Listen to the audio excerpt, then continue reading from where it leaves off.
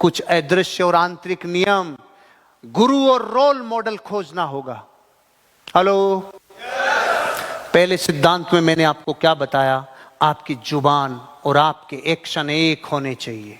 निर्णय ले लो, high growth income करनी है, सही डुप्लीकेशन करना है। अब आंतरिक नियम कह रहा है ये हो तो जाएगा, लेकिन आपको किसी सिंबल से जुड़ना होगा। स्वच्छंद मत बन जाना, मैं ही बापू, मैं ही सबसे बड़ा। अरे सुन रहे हो सांड, सुन, किसी खूंटे से बंधना होगा, किसी जगह समर्पण करना होगा। बिना समर्पण के विध्वंस हो जाएगा, ऊर्जाएं संभल नहीं पाएगी, संभल नहीं पाएगी। कृष्ण जी ने कह दिया था इन पांचों छवों को, द्रौपदी और पांचों पांडवों को, अरे सुनो ओए, मेरे से पूछे बिना अगर कोई बड़ा काम कर लिया तो धोखा हो जाएगा, कह के गया था। लेकिन युधिष्ठिर के कीड़ा था ना, ज्ञानी था ज्यादा, तो वहां से नौता आया, अरे इंद्रप्रस्थ वालों आओ जुआ खेलेंगे। तो पूछा क्यों नहीं, पूछा क्यों नहीं, था ना गुरु, पूछा क्यों नहीं? एक राजा जब दूसरे राजा को दूध के लिए इनवाइट करता है तो जाना ही पड़ता है। अरे जाना तो पड़ता है, तेरी वो लाल कर देंगे, तू पहले पूछ लेता तो तेरे को क्या दिक्कत थी? चल तो जाना, लेकिन तू ज्ञानी पूछने में क्या जा रहा था? नहीं पूछूंगा, मत पूछे। गए, अब ले लो लड्डू, उसका नाम साला पुष्पा था। वो पुष्पा ने इनकी पुष्पा लगा दी। सब कुछ दाव पे लगाने के लिए स्वीकार कर लिया, लेकिन जैसे उसने कहा गर्व भी दाव पे लगेगा, अरे तब तो पूछ लेता। उसने बोला था तुम्हें याद करते प्रकट हो जाऊंगा मैं। 3 लोग के नाथ बोल के गए, लेकिन अपने आप को आदमी इतना होशियार समझता है, नहीं पूछा, गर्व को भी दाव पे लगा दिया। नहीं पूछा, और थोड़ी देर में नकुल घुटनों पे गिर गया, उदास बन गया। नहीं पूछा, अर्जुन, अरे रे सहदेव, भीम, सारे लोग घुटनों पे, अभी भी गुरु को नहीं पूछा, नहीं पूछा अभागों ने। अब लगाया द्रौपदी को दांव पे, नहीं पूछा गुरु से, द्रौपदी को भी हार गया, नहीं पूछा गुरु से। द्रौपदी भी जो वहां मौजूद थे उन्हीं से प्रार्थना कर रही, वो भी भूल गई गुरु को, सभी भूल गए। और जब दुशासन ने चीर हरण चालू किया, तब उसने बोला गोविंद। ओ इतनी लेट, इतनी लेट। उसके बाद भी उधर माइक्रो सेकंड की देरी नहीं थी, वो रेडी थे, ये याद तो करे, रेडी थे। और गोविंद बोलते हैं, ओ ले संभालो। लेकिन इतनी लेट, तब तक पूरी वाट लग चुकी थी।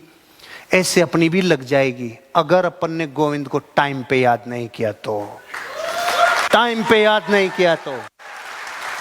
एक गुरु, एक रोल मॉडल चाहिए मेरे भाई, नहीं बड़ी क्षति हो जाएगी। और जो कहता रहा अपन ही सबसे बड़े बापू हैं दुनिया में, यार अपने कौन समझाएगा है अपने को? तो आपके साथ वही होगा जो शेर के साथ हुआ था।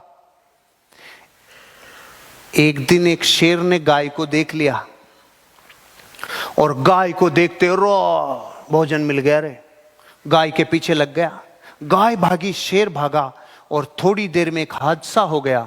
ऐसे कीचड़ आ गया, बड़ा वाला दलदल, गाय उसमें चली गई और ये भी उसमें चला गया, और दोनों 10-15 फुट की दूरी पे जाके सेट हो गए।